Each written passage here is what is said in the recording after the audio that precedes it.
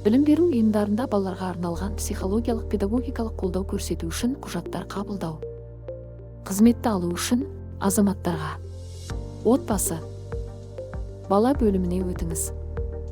Білім беру ұйымдарында балаларға психологиялық педагогикалық қолдау көрсету үшін құжаттар қабылдау қызметін таңдаңыз. Және онлайн сұрау батырмасын басыңыз. Барлық қажетті мәліметтерді толтырыңыз.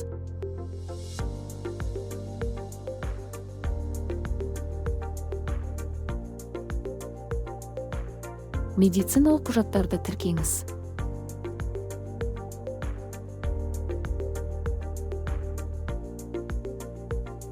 Деректерді өңдеуге келісім беріп, ақпараттың дұрыстығын растаңыз.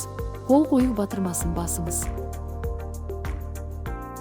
Қызметке қол қоюдың қолжетімді тәсілдерінің бірін таңдаңыз. Мемлекеттік қызметтерді оңай және тез алыңыз.